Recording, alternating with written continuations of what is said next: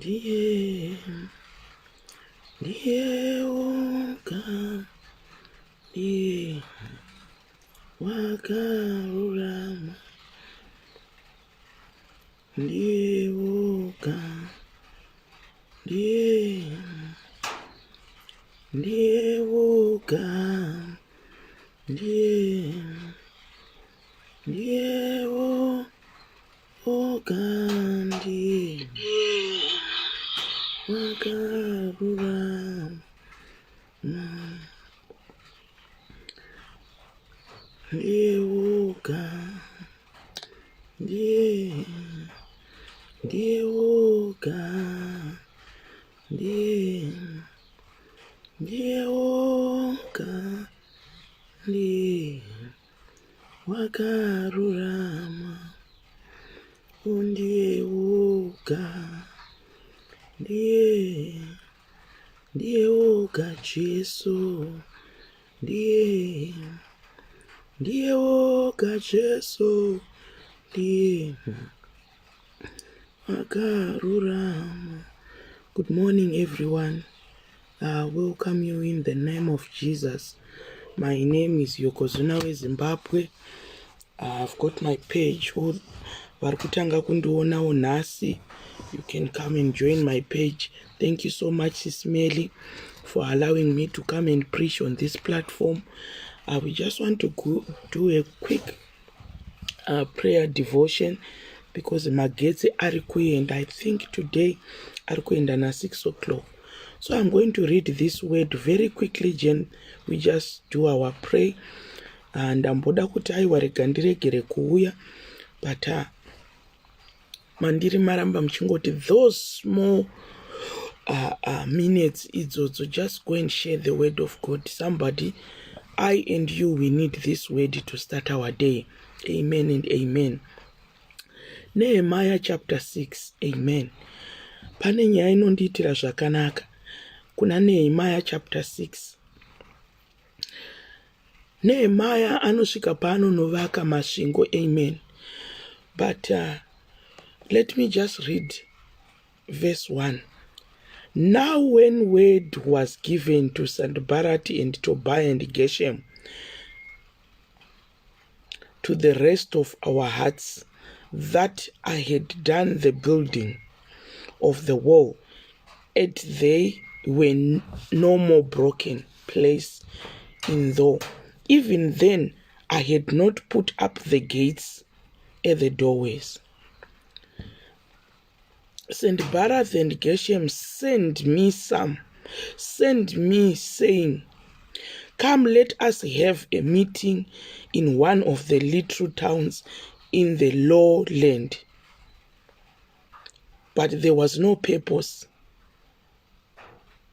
But their purpose was to do me evil. Sorry. Mangwanani anu. Kuna Sanballat, kuna Geshem, kuna Tobiah. Vanoti vatonzwa zvakanaka zvawaita muupenyu hwako. Vanototi vatonzwa zvakanaka zvaitirwa vana vako. Vanototi vatonzwa zvakanaka zvaitika kubasa kwako. Vanototi vatonzwa zvakanaka zvawaita muupenyu hwako. Vanototi vatonzwa zvakanaka zvawavaka. Kune vakanzwa kuti wakatenga stand, kune vakanzwa kuti wakatenga mota, kune vakanzwa kuti vana vako vari kuroorwa, kune vakanzwa kuti vana vako vakapasa kuchikoro, kune vakanzwa kuti wakatengera mai ngoro, kune vakanzwa kuti wakatengera mai mombe, kune vakanzwa kuti wakatengera mai mota, kune vakanzwa kuti wakamutsa masvingo ekumba kwenyu, wakarinovheta imba yekumba kwenyu, kune vakanzwa kuti mai vako vakudya zvinonaka, kune vakanzwa kuti kune zvakanaka zvauri kuita. But ndauya kuzokuudza mangwanani ano, vana Tobiah havaregere kutumira mhinduro, havaregere kutumira nhume yekuti uya kuno. Chavari kuda kuti uye vari kuda kuzokuparadza. Mangwanani ano ndinoda kuti uite saNehemaya anosvika panoti panoramba achitumirwa mhindu, panoramba achitumirwa nhumbo yekuti huya kunoti sangano, hauendi ikoko, nekuti Nehemaya anonzwisisa kuti Tobhaya naSendibharati vari kuda kumuwisira pasi. Mangwanani ano kune vanhu vakatumirwa nhume, mangwanani ano kune vanhu vakaudzwa zvakanaka pamusoro pako, asi vari kuda kuzama kukuwisira pasi. Mangwanani ano ndinoda kuti uve nemweya waNehemaya wekuti kunyange uri kuita zvakanaka, uri pakati pekuita zvakanaka, may your eyes be opened to see people who wants to hinder your spirit. May your eyes be opened to see those people who want to destroy you. Nokuti Nehemaya akanga ari pakati pekuvaka masvingo. Kuna vanhu vanoti kana vari pakati pekuvaka zvinhu vanokanganwa kuti kuna ana Tobhaya, but ndinoda kuti Mwari vakuwanire nyasha, Mwari vatiwanire nyasha, titakure nyasha dzaNehemaya dzekuti kunyange ari pakati pekuvaka masvingo eJeriko anonzwisisa kuti havazi vose vari kufara. Nokuti kune munhu wekuti iwewe kana uchifara, you think everyone who is coming around you ari kufarira nezvauri kuita, asi mangwanani ano ndinoti meso edu Mwari tibatsirei tive saNehemaya wekuti kunyange tiri busy kuvaka masvingo eJeriko tichiita zvakanaka, tive nekunzwisisa kuti kuna ana Sendibharati, tive nekunzwisisa kuti kuna ana Tobhaya vasiri kutombofarira kuvaka kwatiri kuita. Zvikada mangwanani ano nezvakanaka zvauri kuita kumusha, zvikada mangwanani ano nezvakanaka zvauri kuita munharaunda, zvikada mangwanani ano nezvauri kuita mumarriage, zvikada mangwanani ano vana vako vane zvavari kuita, zvikada mangwanani ano nezvauri kuita mukambani yako, uri kuvakiridza masvingo yako, uri kuvakiridza life yako, uri kuumbiridza dzinza rekwako. Ndinoti mangwanani ano pihwa nyasha dzaNehemaya ari pakati pekuvaka, anotumirwa nhume. Mangwanani anoramba the spirit of distraction, nokuti kuna vanhu vakawanda mangwanani ano vanorohwa nespirit of distraction. Unorohwa nespirit of distraction uri pakati pekutogadzirira kuti uri kuda kunovaka, uri pakati pekutogadzirira kuti uri kuvaka, but kunouya the spirit of distraction pakati pekutoti uri murelationship iri kufaya zvakanaka, iwe nemudiwa wako muri kuwirirana, iwe nemudiwa wako muri kudanana, but kunouya the spirit of distraction. Vana Tobhaya naSendibharati vakamirira kuya kuzoparadza, asi mangwanani ano ndati ndiri kuda kuti Mwari wekudenga ngavatibatsire for us to know the spirit of distraction, nokuti ndinoitirwa zvakanaka. Nehemaya kunyange akatumirwa nhume yekutanga haana kuenda ikoko, akatumirwa nhume yechipiri haana kuenda ikoko, akatumirwa nhume yechitatu haana kuenda ikoko, akatumirwa nhume yechi4 haana kuenda ikoko. Mangwanani ano pane chaunofanira kunzwisisa, even when you are doing something good, hazvireve kuti munhu wese ari kufara. Kuna ana Tobhaya naSendibharati vasingadi zvakanaka, vanenge vachingotumira nhume. Inhume ipiko yawatumirwa mangwanani ano? Zvikada uri kuzamawo iwe Mwari we, vana vakungorwara, mhepo dziri kungosaidzirwa, asi ndati mangwanani ano kunyange mhepo dziri kusaidzirwa, ita Mwari ndiri pano, ndipei simba ramakapa Nehemaya rekuti kunyange nhume dzaisvika, Nehemaya haana kuteerera izvozvo, akaramba achivaka masvingo eJeriko. Ndinoti mangwanani ano ramba uchivaka rusvingo, mangwanani ano ndinoti ramba uchivaka rusvingo. Ita ini ndinorivaka rusvingo, zvakaoma zvichirwadza, kunyange vari kutumira zvavanotumira, asi ini ndichamira panzvimbo. You've got a purpose, you've got a purpose. Tell yourself, I'm going to make it, I'm going to be Nehemaya. Kunyange vaitumira zvavanotumira, asi Nehemaya anoramba achivaka. Mangwanani ano uri kuchema, mangwanani ano your heart is broken, asi ndauya kuzokuudza, ramba uchivaka. Ngavataure zvavanotaura, ngavaronge zvavanoronga, asi mangwanani ano ramba uchivaka masvingo. Nehemaya anototumirwa kekutanga kechipiri, asi anoramba achivaka. Mangwanani ano kunoda vana mai, mangwanani ano kunoda vana baba vanoramba kuti I will never be distracted, ndinoramba ndichivaka. kune mweya wemadistraction, kune mweya wemadistraction, kune mweya wemadistraction. Asi mangwanani anoita Jesu weNazareta, I will not be distracted by the devil. Nezita neropa ramambo Jesu, iwe Satani unonyepa, ndiwe murewi wenhema, hakuna zvakadaro. I will never be distracted by you. Ita saNehemia wekuti kunyanga achitumirwa nhume dzekunzi uya tisangane, haaendi. Nekuti why? Because anoziva kuti they are not happy. Kuna vanhu vekuti unonyatsoziva kuti they are not happy with your life, but vanokutumira vanhu kuti uya tisangane, iwe wototi ndiri kuda kunovaratidza. There is no time to go there. Keep on focusing, keep on focusing. Tiri kuda vana Nehemia vekuti kunyangwe vari kutumirwa nhumbo, kunyangwe vari kutumirwa vanhu, it will not be distracted. Be not be distracted. Nokuti Nehemia anondiitira zvakanaka, anoziva kuti havana Sanbalati, they are not happy with what I'm doing. Pana vanhu vaunotoziva mangwanani kuti ava havafari nezvandiri kuita. Don't even tolerate them, don't even give them your shoulder, don't give them even them your tears. Nokuti pana vanhu vaunotonyatsoziva kuti havandiitire zvakanaka, but unoti ukavaona unovapa nguva, unoda kuvaudza kuti hazvina zvamuri kuita hazvina kumira mushe. Asi ndati mangwanani takura nyasha dzaNehemia dzekuti achiziva kuti Sanbalati naTobhiya havasi kuda kuti masvingo amire. Kunyangwe vaituma nhume, itaini kunyangwe mukanditumira nhume, I'm not coming down there. Unoramba utsivaka chete, ramba utsivaka mangwanani. Kuri kudiwa vana mai nana baba vanoramba vachivaka. Kunyangwe Tobhiya naSanbalati vari kutaura zvavanoda. Tinavo vana Tobhiya naSanbalati, mungave mukati memhuri dzaimo, mungave mukati medzinza dzaimo, on our working place, kuna naTobhiya naSanbalati vanogaura vachitaura zvavanoda pamusoro peupenyu hwedu. Havadi kuona tichivaka masvingo, havadi kuona tichivaka masvingo. Asi mangwanani ano, it no matter what, I'm going to rebuild, I'm going to stand, I'm going to stand. Mangwanani ano pari kudiwa mukadzi anomira pamukaha, mangwanani ano pari kudiwa mukadzi anomira pamukaha. Itaini nemhuri yangu tichanamata, ini nevana vangu tichanamata, ini nenyika yekwedu tichanamata. Itasa pindwa nemweya wekunamata, pindwa nemweya wekunamata. Ndinoitirwa zvakanaka kuna judges, kune mukadzi anonzi Dibhora, zvinonzi there were few left. Dibhora haana kurwadziwa nekuti vakanga vasara vashoma, asi anoti atarisa vasara vari vashoma kudaro zvinomupa simba rekupinda muprayer. I know kuti hazvina kumira mushe, uri kuti ukatarisa dzinza uri kuti tasara vashoma, uri kuti ukatarisa kumba kwenyu unoti ingatapera naye. But I want you to partake the grace of being Deborah.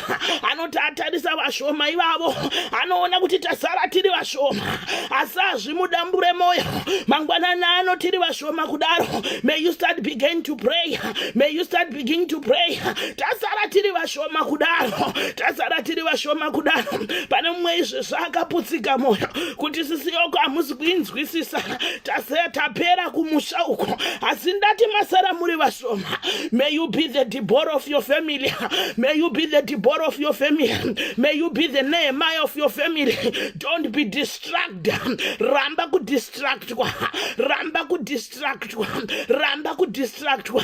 Sanbalati arimo muupenyu, Tobhiya arimo muupenyu, asi ita mangwanani ano handibvume, handibvume, handibvume. The devil, you are a liar. Masvingo ndiri kumavaka, muri ndiri kuivaka, vabereki ndisachengeta, vana vachakura. Ramba mweya waTobhiya naSanbalati. Mangwanani ano ngatiitirwe zvakanaka. Iwe nemhuri yako chengetedzwa, iwe neyo working place chengetedzwa.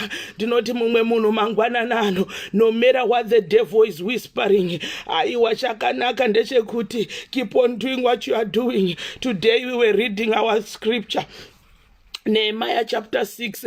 You can go and read Nehemiah chapter 6. Uinzwisise uti Mwari ndibatsirei, mundipe simba Sera Nehemiah, Mwari ngavakuchengete, Mwari ngavakurwire, Mwari ngavakufukidzire. For those who are watching me for their first time, I'm Yoko weZimbabwe. I've got my page, Rakanzi Yoko weZimbabwe. Thank you so much, SIS MELLY and your team behind Melly's Diaries for allowing me to come and share the devotions every morning. Sometimes, guys, when I don't come, it's because now we are on load shedding. Hey, things are not well in South Africa. Magetsi ari kuenda zvekuti ipapapa by 6 o'clock anenge achienda achizodzoka na 8. So things are not okay. Let us just pray. Help us to pray, guys. The world is turning. We don't know. Atitozivi what's going on because dai Mwari vangopindira. And even yesterday I was playing a voice note at my group at Yoko weZimbabwe. Then the electricity just went off. But I think today I will replay it again and finish it. Vanhu vaMwari, let's pray for our safety. Let's pray for our kids. Let's pray for ourselves. Let's pray for our sisters. Like what I've said last time. Kana uchinamata, usaite makaro nemunamato kungoti unozvinamatira iwe nevana vako. Let us pray for our kids. Let us pray for kungoti Mwari weshirikadzi nenherera, watoisa shirikadzi nenherera, Mwari wavapfumi navarombo, Mwari batsirai vanoshaya, Mwari kune izvezvizvi vari kushaya kuti totangira papi, Mwari kune vapererwa nezano. Even if we don't mention their names, but the moment you say kuti Mwari rapai vanorwara, vari muzvipatara, vari mudzimba, vari mumabridge, that somebody needs that prayer from your mouth. Let us just pray for each other. Mwari kune vakaremerwa, Mwari kune vane moyo yakaputsika. If you just mention that, someone who his heart which is broken, Mwari vanotoi repair nekuda kwemunamato wako iwo. Even if you don't mention my name, but wangoti Mwari rangarirai kune vane moyo yakaputsika. Kunenge vatori nemoyo yakaputsika, God will hear that. Precious Mary, Thelma, Francesca, Francisca, they have prayed about vanhu vane moyo wakaputsika. You know, it's just imagine what is. I was ndaiterera that voice note the whole day yesterday. I was crying kuti, but why Mwari rangariraiwo nyika yekwedu, rangariraiwo pasi rino. Pasi rino ngarirangarirwe because people there evil to extend yekuti shuwa here munhu unotora munhu kuti uri kutengesa munhu. Kutengesa munhu shuwa, kutengesa munhu kuti ndakakutenga 3,000 US. Mwari dai varangarira nyika yekwedu, dai Mwari varangarira pasi rese, Mwari dai vangorangarira chinhu chinonzi munhu chiri pano pasi. May God meet on our point of our needs. May God meet on our points of our needs. May God meet on our point of our needs. May God meet on our point of our needs. Chachemedza munhu inyaya yekuti munhu ane nzara. But I know this God which we save. Kana aikwanisa kutumira maravos achimupa chekudya mangwanani, achimupa chekudya masikati, achimupa chekudya manheru. Mwari we tatambura nekuda chekudya. Mwari we sirivha nendarama zvinobva kwamuri. Baba, dai matiropafadza, dai maropafadza vana venyu, dai matiropafadza Mwari we, dai matiropafadza Mwari we, dai matiropafadza. Chaita kuti nyika iwe ivhu, inzara negreediness. Dai Mwari matirangarira. Asi ndinozviziva kuti you provide for us. Kana makachengeta Kana makachengeta Elijah, ari mugomo, Mwari wekudenga. Maimutumira zvekudya mangwanani, maimutumira zvekudya masikati, maimutumira zvekudya manheru.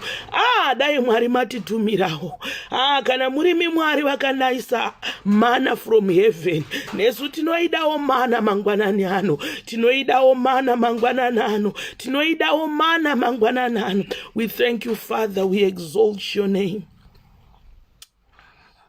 Chido, just pray for your mom. Your mom, she's going to be okay. We speak healing upon her body, Mwari. Tinoti murandakadzi ngaapore mangwanani. We bind all the sickness in the mighty name of Jesus. We speak the blood of Jesus, the blood that speaks better than the other blood. Ndataura ropa raJesu, ndataura ropa raJesu pana mama, muzita nemuropa ramambo Jesu. Amen and amen. Bye.